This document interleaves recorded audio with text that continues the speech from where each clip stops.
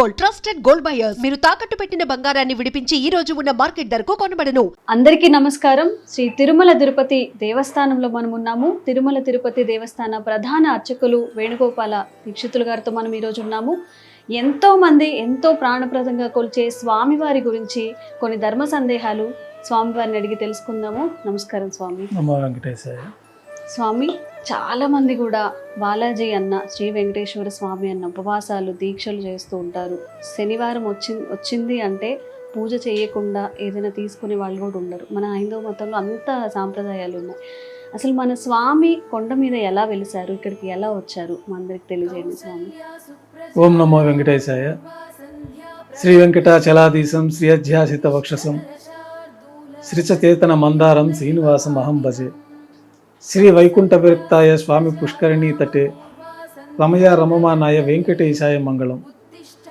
శ్రీ వెంకటేశ్వర స్వామి వారు కలియుగ ప్రత్యక్ష దైవంగా, కోట్లాది మంది భక్తుల కొంగు బంగారంగా స్వామివారు అనేక కోట్ల మంది భక్తులకు అనుగ్రహాన్ని ప్రసాదిస్తూ, వారందరూ స్వామివారి అనుగ్రహంతో వారి వారి కోరికలు నెరవేరి తిరిగి స్వామివారి దివ్యమంగళ స్వరూపాన్ని తిరుమల క్షేత్రంలో స్వామివారిని దర్శించుకొని పరమ పునీతులు అవుతూ ఉంటారు.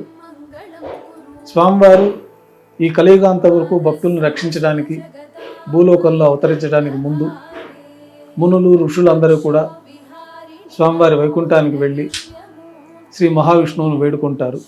స్వామి, కలియుగంలో ధర్మం 3 పాదాల్లో నడుస్తూ ఉంటుంది కాబట్టి కలియుగంలో భక్తులందరికీ రక్షణ కల్పించడానికి తమరు కలియుగాంతం వరకు అవతరించాలని చెప్పి కోరగా, మునులందరికీ స్వామివారు కలియుగంలో నేను అర్చావతార స్వరూపంగా ఆవిర్భవిస్తాను, అట్లా ఆవిర్భవించిన నన్ను ఆరాధించడానికి ప్రత్యేకమైన విధి విధానాలు ఏర్పాటు చేయవలసిందిగా మునులందరినీ కోరుతారు. వచ్చిన మునులు ఋషిపుంగవులందరూ కూడా తమరికి ఆరాధనా విధానాలు ఏర్పరచడం మా వల్ల కాదు, ఏదన్నా లోపాలు జరిగితే మాకు తీరని అపచారంగా మేము భావించాల్సి ఉంటుంది, అందువల్ల తమరే దీనికి ఒక ప్రత్యామ్నాయ మార్గాన్ని సూచించవలసిందిగా శ్రీ మహావిష్ణువుని కోరుకుంటారు. అప్పుడు శ్రీ మహావిష్ణువు యొక్క ఆత్మస్వరూపంలో నుంచి శ్రీ వికనస మహర్షి వారిని ఆవిర్భవింపచేసి వారి ద్వారా శ్రీ వైకానస భగవత్ శాస్త్రాన్ని రచించి ఈ అత్రి, భృగు, కశ్యప మహర్షుల్ని తోడుగా పెట్టుకొని శ్రీ వికన మునీంద్రులు మతానుసారంగా శ్రీ వైకానసాన భగవత్ శాస్త్రం ప్రకారం స్వామివారికి తిరుమల క్షేత్రంలో ఆరాధనలు ప్రారంభమవుతాయి. అర్చావతార స్వరూపంగా తిరుమలలో ఆవిర్భవించడానికి శ్రీ మహావిష్ణువు వైకుంఠం నుంచి శ్రీ వైకుంఠ విరక్తాయ స్వామి పుష్కరిణీ తటే రమయ రమమానాయ వెంకటేశాయ మంగళం అన్న శ్లోకాన్ని అనుసరించి స్వామివారు వైకుంఠంలో విరక్తి చెంది భక్తులందరినీ రక్షించడానికి కలియుగంలో తిరుమల క్షేత్రంలో ఆవిర్భవించడానికి ముందు తనకి నిత్య సేవకుడైనటువంటి నిత్య సూర్యుల్లో ఒకడైన గరుత్మంతుల వారికి తనకు ఆవాసం ఏర్పరచడానికి తగిన ఏర్పాటు చేయమని కోరగా, వైకుంఠంలోని శ్రీ మహావిష్ణువు యొక్క అత్యంత ప్రీతిపాత్రమైన క్రీడాద్రి పర్వతాలను తీసుకుని వచ్చి ఈ భూలోకంలో మనకి శ్రీ వరాహస్వామి వారి అనుమతితోటి ఇక్కడ ప్రతిష్ఠించడం జరుగుతుంది. ఆ యొక్క క్రీడాద్రి పర్వతాలే నేడు శ్రీ వెంకటాచల పర్వతాలు. ఆ క్రీడాద్రి పర్వతాలను గరుత్మంతుల వారు భూలోకంలో ప్రతిష్ఠించిన తర్వాత పద్మావతి పడినార్థమై శ్రీ వెంకటేశ్వర స్వామి వారు శ్రీ మహావిష్ణువు భూలోకంలోకి వచ్చి పద్మావతి అమ్మవారిని పరిణయం చేసుకున్న తర్వాత అర్చావతార శాలిగ్రామ శిలాస్వరూపంగా శ్రీ వెంకటేశ్వర స్వామి వారు తిరుమల క్షేత్రంలో శ్రీ వరాహస్వామి వారి అనుమతితోటి ఆవిర్భవిస్తారు. అందుకు ముందుగా శ్రీ వరాహస్వామి వారికి ఒక విన్నపం చేసుకుంటారు. కలియుగాంతం వరకు భక్తులను రక్షించడానికి తిరుమల క్షేత్రంలో నేను ఉంటాను, దానికి మీరు స్థలం ఇచ్చినందుకు ప్రతిఫలంగా ముందుగా మీకు ఆరాధనలు, ముందుగా మీకు నైవేద్యాలు, పూజలు, శ్రీ వరాహస్వామి పుష్కరిణిలో స్నానం ఆచరించడం, శ్రీ వరాహస్వామి వారిని దర్శించుకున్న తర్వాత నన్ను దర్శించుకున్నచో వారికి సంపూర్ణ వెంకటాచల దర్శన ఫలితం దక్కుతుందని చెప్పి తెలియజేయడం జరుగుతుంది. ఆ ఒడంబడికను అనుసరించి నేటికి కూడా శ్రీ వరాహస్వామి వారికే ముందుగా ఆరాధనలు, నైవేద్యాలు జరుగుతూ ఉంటాయి. కలియుగ ప్రత్యక్ష దైవంగా శ్రీ వెంకటేశ్వర స్వామి వారు స్వామి పుష్కరిణికి దక్షిణ నైరుతిలో వెలిసినట్లు ఆగమ శాస్త్రాలు, పురాణాల ద్వారా తెలుస్తూ ఉంది. ఈ కలియుగ ప్రారంభంలో భూమండలం కింద ఉన్నటువంటి శ్రీ వెంకటేశ్వర స్వామి వారిని అర్చించడానికి గోపీనాథ దీక్షితులు అనే మా వంశ మూల పురుషుడు శ్రీ వరాహస్వామి వారికి ఆరాధన చేసుకుంటూ ఉంటారు. వారికి స్వప్నంలో కనపడి స్వామివారి యొక్క వరాహస్వామి ఆలయానికి దక్షిణ నైరుతిలో నా యొక్క శిలాస్వరూపం అర్చావతార స్వరూపంగా ఉన్నది, దాన్ని తీసి మీరు ఆరాధించవలసిందిగా ఆజ్ఞాపిస్తారు. శ్రీ గోపీనాథ్ దీక్షితుల వారు ఆ యొక్క దక్షిణ నైరుతి భాగంలో చింత చెట్టు కింద ఉన్న పుట్టల కింద ఉన్నటువంటి శ్రీ వెంకటేశ్వర స్వామివారి అర్చావతార స్వరూపాన్ని పాలతో అభిషేకించి వెలికి తీసి శ్రీ వైకానస భగవత్ శాస్త్రం ప్రకారం స్వామివారిని ప్రతిష్ఠించి స్వామివారికి ఆవాసంగా అప్పట్లో ఒక చిన్న పందిరిలాగా ఏర్పాటు చేసుకొని స్వామివారిని ఆరాధించుకుంటూ వస్తూ ఉన్నారు. అట్లా కలియుగాంత వరకు భక్తులను రక్షించడానికి శ్రీ వెంకటేశ్వర స్వామివారిగా తిరుమల క్షేత్రంలో శ్రీవారు ఆవిర్భవించారన్నది మనకి పురాణాలు ఆగమ శాస్త్రాల ద్వారా తెలుస్తుంది. కృతయుగంలో, త్రేతాయుగంలో, ద్వాపర యుగంలో స్వామివారి యొక్క పరిపూర్ణ అనుగ్రహం పొందాలంటే ఎంతో కఠినమైన తపస్సులు, ఎంతో కఠినమైన యజ్ఞ యాగాదులు చేస్తే కానీ స్వామివారి యొక్క అనుగ్రహం లభించదు. కలియుగంలో ఈ ధర్మం 3 పాదాల్లో ఉంటుంది కాబట్టి సులభంగా స్వామివారి నామ సంకీర్తనతోటి, స్వామివారి దర్శనంతో యజ్ఞ యాగాదులు చేసిన ఫలితాలు కలుగుతాయన్నది మనకి పురాణాల ద్వారా తెలుస్తూ ఉన్నది.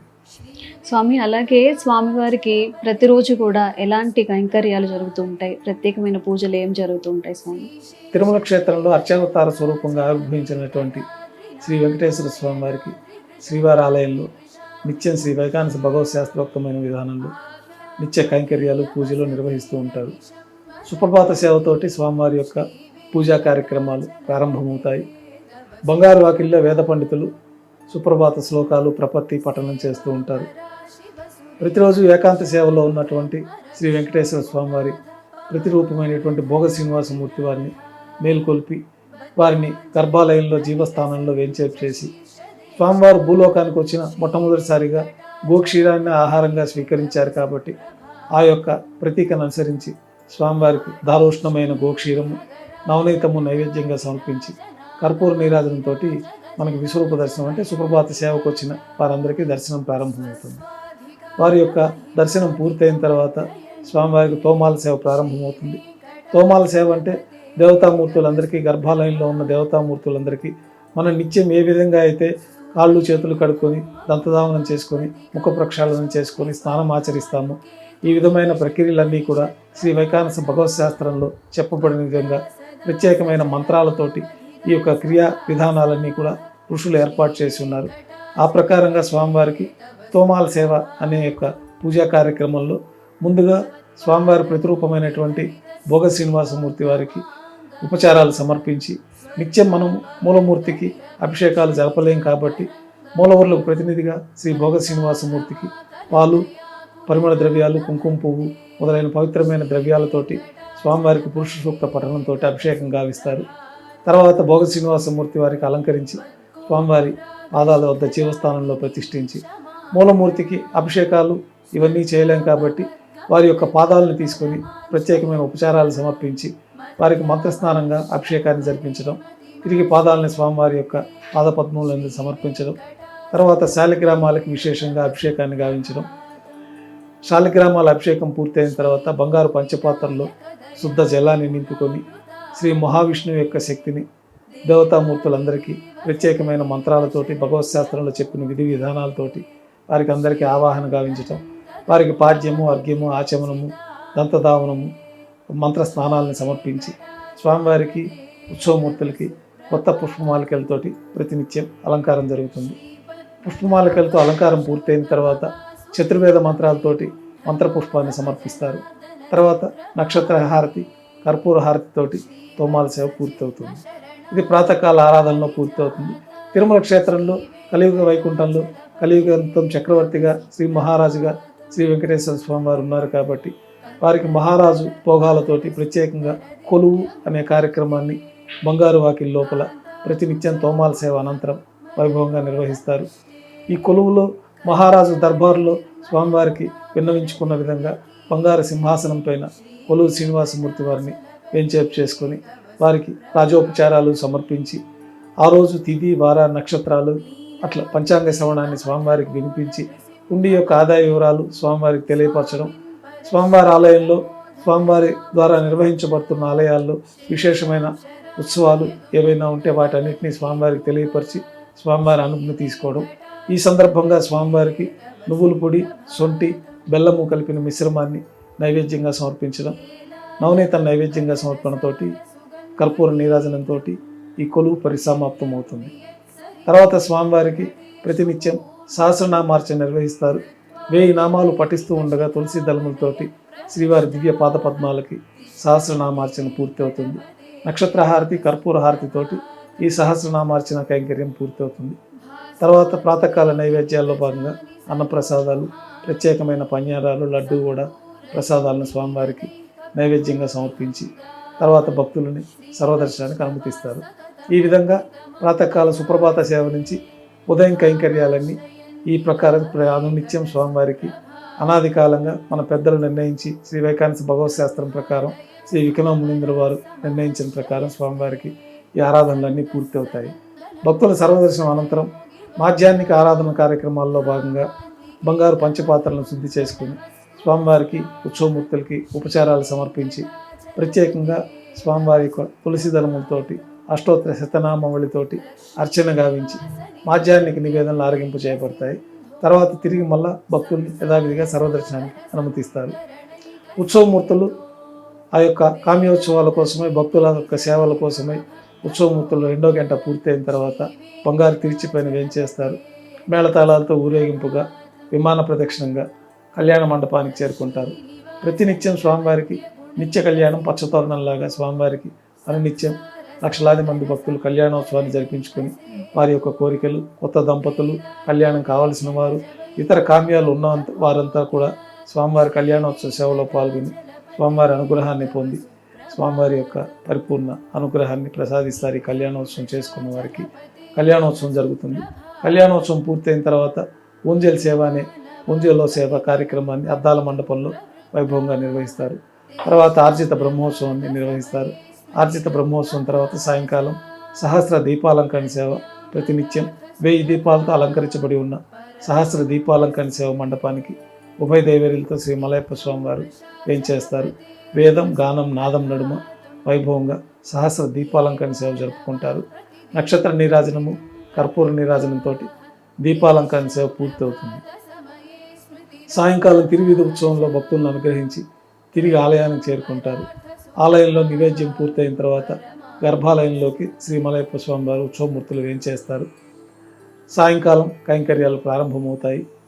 ఉదయం మనం సమర్పించిన స్వామివారికి పుష్పమాలికలన్నీ కూడా నిర్మాల్యంగా తీసివేసి గర్భాలయాన్ని పరిపూర్ణంగా శుద్ధి చేసుకుని బంగారు పంచపాత్రలో శుద్ధ జలాన్ని నింపుకొని సాయంకాలం కైంకర్యాల్లో భాగంగా మూలమూర్తికి, ఉత్సవమూర్తులకి ఉపచారాలు సమర్పించి కొత్త పుష్పమాలికల స్వామివారికి అలంకరించి ఉత్సవమూర్తులకి కొత్త పుష్పమాలికల సమర్పణ, నక్షత్ర నీరాజనం, కర్పూర నీరాజనంతో సాయంకాలం తోమాల సేవ పూర్తి అవుతుంది. అష్టోత్తర శతనామావళితో అర్చన జరుగుతుంది. రాత్రి నైవేద్యంలో భాగంగా అన్నప్రసాదాలు, పన్యారాలతో పాటు దోశ కూడా స్వామివారికి నైవేద్యంగా సమర్పిస్తారు. తిరువీస నైవేద్యమైన అర్ధరాత్రి నైవేద్యం కూడా స్వామివారికి సమర్పించిన తర్వాత భక్తులని సర్వదర్శనానికి అనుమతిస్తారు. కొద్ది విరామం తర్వాత స్వామివారికి చివరి పూజ అయిన బట్టి ఏకాంత సేవ కోసమై ఏర్పాట్లు చేసుకోవడం జరుగుతుంది. దర్శనాలు పూర్తయిన తర్వాత గర్భాలయాన్ని శుద్ధి చేసుకొని రాత్రి సమర్పించిన పుష్పమాలికలన్నీ మూలమూర్తికి, ఉత్సవమూర్తులకి సమర్పించిన పుష్పమాలికలన్నీ సల్లింపు చేసుకొని గర్భాలయాన్ని పరిశుభ్రంగా శుభ్రం చేసుకొని బంగారు పంచపాత్రల్లో బ్రహ్మ దేవతలందరూ కూడా వచ్చి స్వామివారికి ఆరాధన చేస్తారని, చతుర్ముఖ బ్రహ్మదేవుల వారి కలియుగాంతం వరకు స్వామివారికి ఆరాధన జరుపుకుంటారని పురాణాల ప్రకారం అనుసరించి బంగారు పంచపాత్రల్లో ఆ చతుర్ముఖ బ్రహ్మదేవుల యొక్క ఆరాధన కోసమే తీర్థాన్ని మనం సమర్పించి ఏకాంత సేవలో భాగంగా కౌతుకబేరమైనటువంటి శ్రీ భోగ శ్రీనివాసమూర్తి వారిని బంగారు పట్టు పాన్పు పైన కొరండబెట్టి ఏకాంత సేవలో భాగంగా దారోష్ణమైన గోక్షీరము, పాలు, పండ్లు నైవేద్యంగా సమర్పించి కర్పూర నీరాజనంతో చిట్ట చివరి సేవ అయినటువంటి ఏకాంత సేవ పూర్తి అవుతుంది. ఈ విధంగా స్వామివారికి ఉదయం నుంచి రాత్రి వరకు షట్కాల అర్చనలు శ్రీ వైకానస భగవత్ శాస్త్రంలో చెప్పబడిన విధంగా అనునిత్యం కైంకర్యాలు నిర్వహించబడుతూ ఉంటాయి. స్వామి, మీరు చెప్తుంటే కళ్ళకు కట్టినట్టుగా ఉంది. అసలు ఏమి తెలియని భక్తులకి కూడా ఉదయం నుంచి సాయంత్రం వరకు సుప్రభాత సేవ నుంచి ఏకాంత సేవ వరకు కూడా చక్కగా కళ్ళకు కట్టినట్టుగా వివరించారు. అలాగే తిరుమల తిరుపతి దేవస్థానం అంటే అందరికీ కూడా లడ్డు మాత్రమే గుర్తొస్తుంది స్వామి. మరి స్వామివారికి ఎలాంటి నైవేద్యాలు సమర్పిస్తూ ఉంటారు? స్వామివారి ఇష్టంగా తినే నైవేద్యాలు అంటే ప్రత్యేకంగా ఏమైనా ఉన్నాయా? ప్రతినిత్యం స్వామివారికి అనేక ప్రసాదాలు నైవేద్యం జరుగుతూ ఉంటాయి.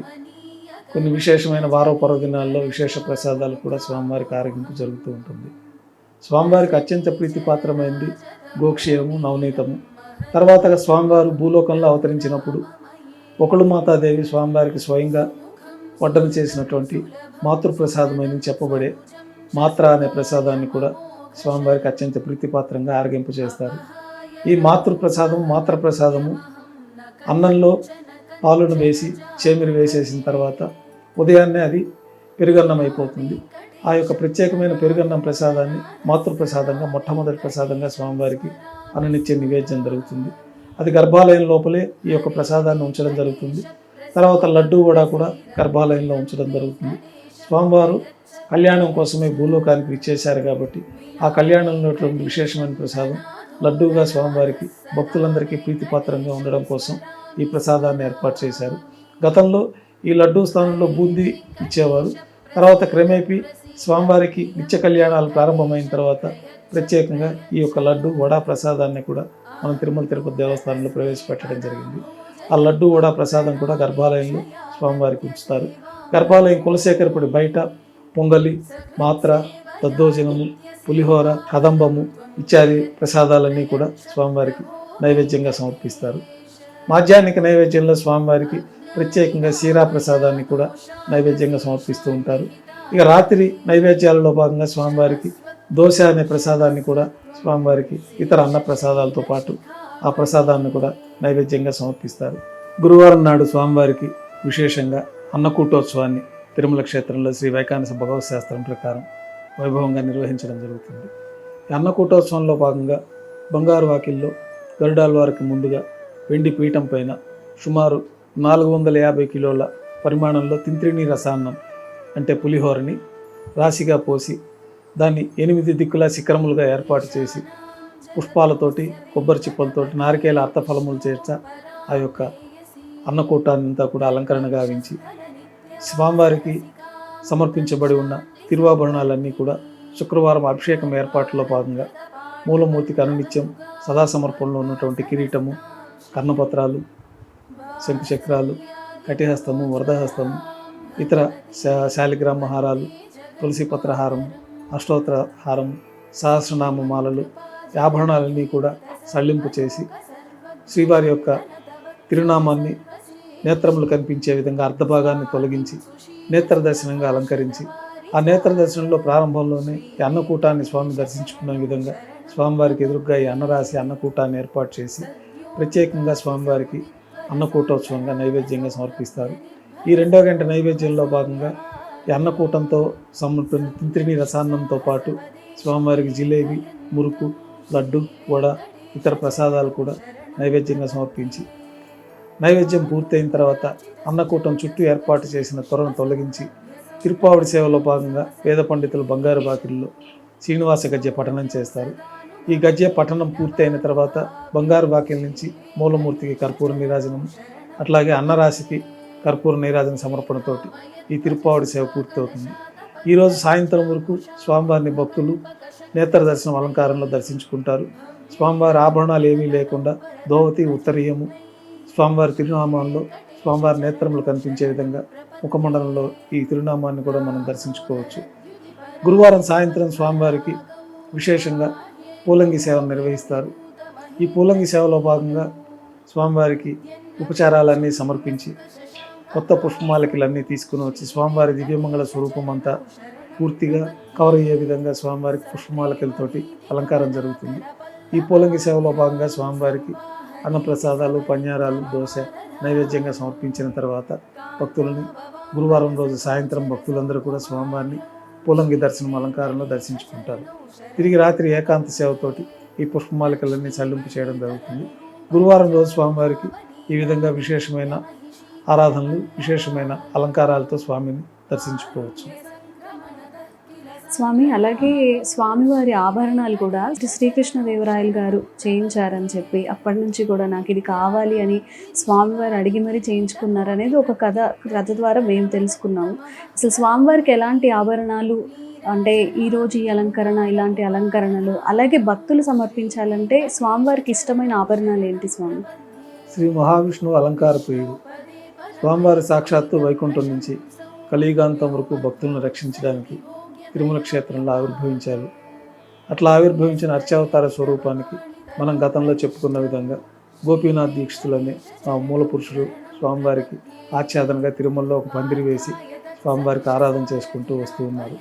తర్వాత స్వామివారి యొక్క బావమరిది అయినటువంటి ఆకాశ మహారాజు ప్రత్యేకంగా స్వామివారి యొక్క కళ్యాణంలో ఒక స్వర్ణ కిరీటాన్ని సమర్పింపజేయడము, స్వామివారు కూడా అర్చావతార స్వరూపంగా భూలోకంలో ఆవిర్భవించినప్పుడు స్వామివారు స్వర్ణ కిరీటము, కర్ణపత్రాలు, జాజీబందులు, కంకణాలు, కంఠాభరణాలు, ప్రళంబ యజ్ఞోపవీతము, శ్రీవత్సము, కౌస్తుభము, వక్షస్థలంలో మహాలక్ష్మి అమ్మవారు, పాదాలకి ప్రత్యేకంగా ఉంగరాలు, చేతులకు కూడా ప్రత్యేకమైన అంగుళీలు ఉంగరాలు, వీటన్నిటితో పాటే స్వామివారు అర్చావతార స్వరూపంగా సాక్షాత్తు శ్రీ మహావిష్ణువే శిలాస్వరూపం ధరించి భూలోకంలో అవతరించారు. కాబట్టి అట్లా అర్చావతార స్వరూపంగా ఆవిర్భవించిన శాలిగ్రామ శిలాస్వరూపానికి వైకాంస భగవత్ శాస్త్రం ప్రకారం గోపీనాథ్ దీక్షితులు వారు ప్రతిష్ఠించి ఆరాధనలు చేసుకుంటూ రావడం, తర్వాత స్వామివారు స్వప్నంలో రాజులకి అట్లాంటి వారికి కనపడి వారి యొక్క కోరికలు నెరవేర్చుకోవాలంటే తిరుమల దర్శించుకోవాలని చెప్పడం, రాజులందరూ కూడా తిరుమల క్షేత్రాన్ని దర్శించుకోవడం, వారి కోరికలు నెరవేరిన తర్వాత స్వామివారికి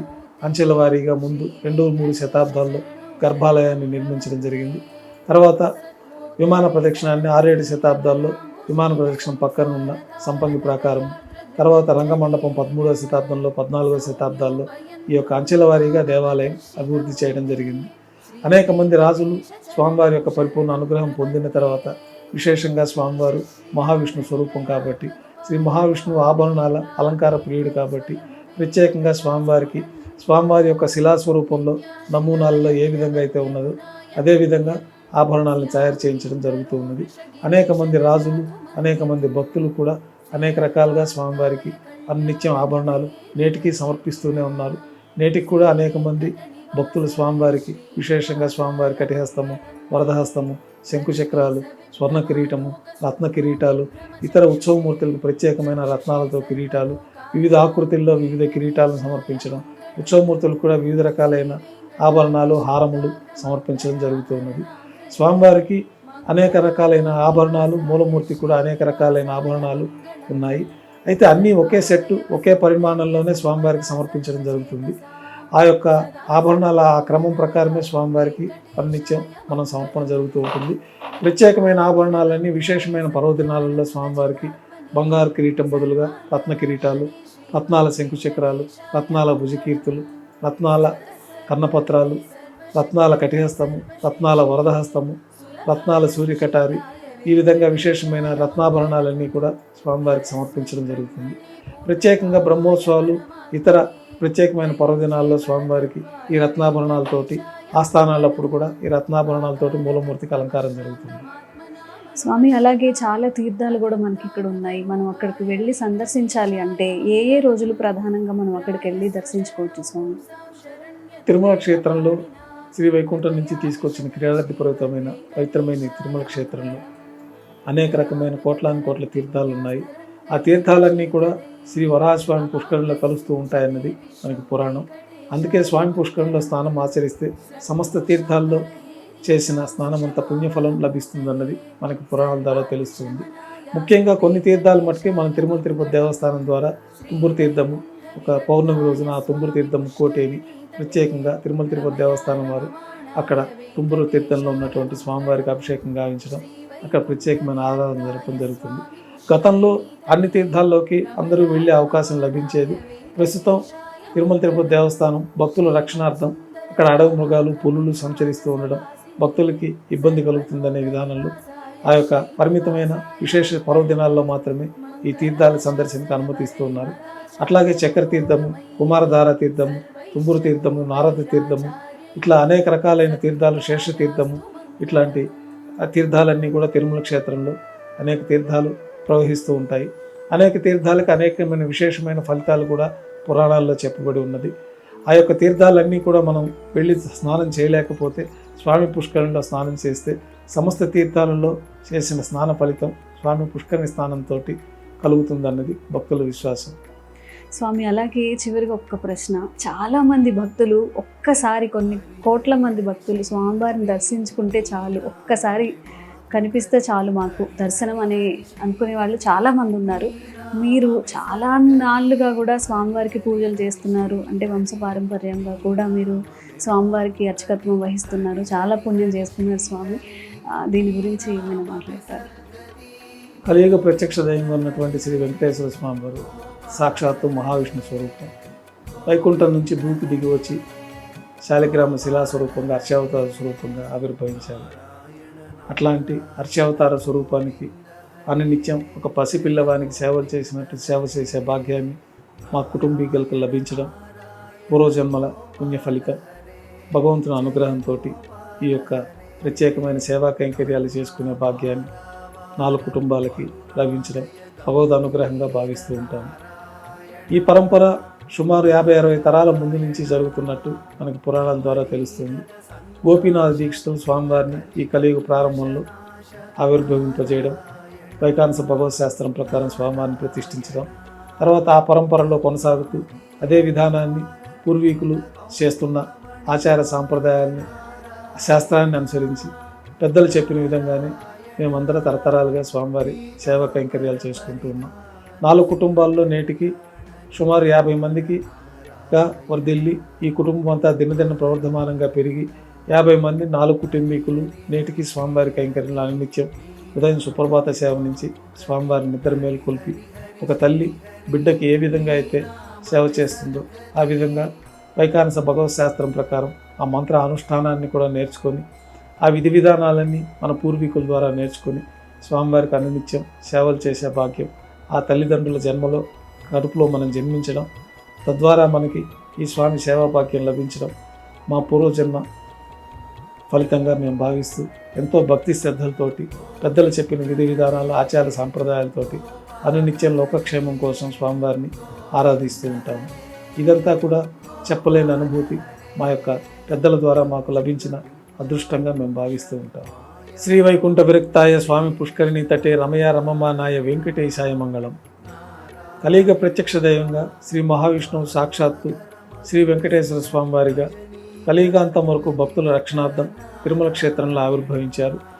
అట్లా ఆవిర్భవించిన అర్చావతార స్వరూపానికి సాక్షాత్తు చతుర్ముఖ బ్రహ్మదేవులు వారే ప్రతిరోజు ఏకాంత సేవల స్వామివారికి సకల దేవతలు ఈ యొక్క తిరుమల క్షేత్రానికి వచ్చి తిరుమల క్షేత్రంలోనే సమస్తమైన దేవతామూర్తులందరూ గంధర్వులు, కిన్నెరులు, కింపురుషులందరూ కూడా రకరకాల రూపాల్లో అదృశ్య రూపంలో స్వామివారిని సేవించుకుంటూ ఉంటారు. స్వామివారికి ప్రత్యేకంగా సంవత్సరంలో ఒకసారి ఈ తిరుమల క్షేత్రంలో ఆవిర్భవించిన కన్యామాసం శ్రవణ నక్షత్రం రోజున స్వామివారు తిరుమల క్షేత్రంలో అర్చావతార స్వరూపంగా ఆవిర్భవించారు. అట్లా ఆవిర్భవించిన అర్చావతార స్వరూపానికి ప్రత్యేకంగా చతుర్ముఖ బ్రహ్మదేవులు వారే ఈ బ్రహ్మోత్సవం అనే ఉత్సవాన్ని నిర్వహిస్తారు. స్వామివారు ఆవిర్భవించిన కన్యామాసం శ్రవణ నక్షత్రానికి ముందు 9 రోజుల పాటు మొత్తం 9 రోజులు నవాహ్నికంగా శ్రీ వైకానస భగవత్ శాస్త్రం ప్రకారం ధ్వజారోహణతో ప్రారంభమవుతుంది. సకల దేవతల్ని ఈ యొక్క బ్రహ్మోత్సవానికి ఆహ్వానించడానికి గరుత్మంతుల వారు 4 తిరువీధుల్లో ఉత్సవంగా జరుపుకుంటారు. విశ్వక్షేణుల వారు పరివార దేవతలందరూ కూడా సకల దేవతల్ని ఆహ్వానించి అష్టదిక్పాలకుల్ని మనం అష్టదిక్పాలయందు ప్రతిష్ఠించి ఈ బ్రహ్మోత్సవాల్లో ధ్వజారోహణ కార్యక్రమాన్ని సకల దేవతల ఆహ్వానార్థం ధ్వజ అగ్రభాగానికి గరుత్మంతులను పంపించడం చోటి ఈ బ్రహ్మోత్సవాలు ప్రారంభమవుతాయి.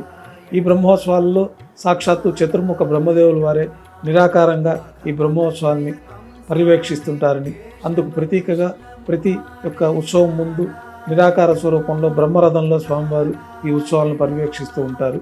ఈ బ్రహ్మోత్సవాల్లో స్వామివారి యొక్క వాహన సేవల్లో దర్శించుకున్న వారికి సకల శుభాలు కలుగుతాయి, యజ్ఞయాగాదులు చేసిన ఫలితాలు కూడా కలుగుతాయన్నది మనకు ఆగమశాస్త్రాల్లో చెప్పబడింది. మొదటి రోజు ధ్వజారోహణంతో ఈ బ్రహ్మోత్సవాలు ప్రారంభమవుతాయి. 9 రోజుల పాటు వివిధ వాహన సేవల్లో స్వామివారు 4 తిరువీధుల్లో వాహన సేవల్లో విహరిస్తూ భక్తులను అనుగ్రహిస్తారు. చివరిగా అవప్రదోత్సవంగా శ్రవణ నక్షత్రం రోజున చక్రస్నాన మహోత్సవాన్ని వరాహస్వామి పుష్కరిణి ఎదుట వైభవంగా శ్రీ వెంకటేశ్వర స్వామివారు ఉభయ దేవేరులతో అట్లాగే సుదర్శన చక్రానికి చక్రస్నానాన్ని ఆచరింపచేయడంతో ఆ రోజు రాత్రి ధ్వజ అవరోహణతోటి ఈ 9 రోజుల బ్రహ్మోత్సవం పూర్తవుతుంది. ముఖ్యంగా 5వ రోజున బ్రహ్మోత్సవాల్లో విశేషంగా లక్షలాది మంది భక్తులు తిరుమల క్షేత్రానికి చేరుకుంటారు. నిత్యసూరుడుగా స్వామివారికి సేవలు అందిస్తున్నటువంటి స్వర్ణ గరుడు వాహనం పైన ఆ రోజు మూలమూర్తికి సమర్పించిన విశేష ఆభరణాలు, అనునిత్యం మూలమూర్తికి తులసి పత్రహారము, సహస్రనామమాల అనునిత్యం సోదా సమర్పణలో ఉంటాయి. ఈ బ్రహ్మోత్సవంలో 5వ రోజు గరుడు సేవ రోజు మాత్రమే ఆ యొక్క సహస్రనామమాల, తులసి పత్రమాలలు కూడా తీసుకొచ్చి గరుడ వాహనం పైన వేంచేసిన శ్రీ మలయప్ప స్వామివారికి సమర్పించడం జరుగుతుంది. ఆ రోజు కోట్లాది మంది లక్షలాది మంది భక్తులు స్వామివారి యొక్క గరుడ వాహన సేవను తిలకరించి స్వామివారి యొక్క పరిపూర్ణ అనుగ్రహానికి పాత్రలు అవుతూ ఉంటారు. ఇక చివరగా రథోత్సవాన్ని కూడా వైభవంగా నిర్వహింపజేస్తారు. ఈ రథంలో స్వామివారిని దర్శించుకున్న వారికి పునర్జన్మ ఉండదనేది ఆగమ శాస్త్రాల్లో చెప్పబడినది. చక్రస్నాన మహోత్సవం, అవప్రదోత్సవంతో, ధ్వజ అవరోహణ కార్యక్రమంతో ఈ 9 రోజుల బ్రహ్మోత్సవాలు పరిసమాప్తమవుతాయి.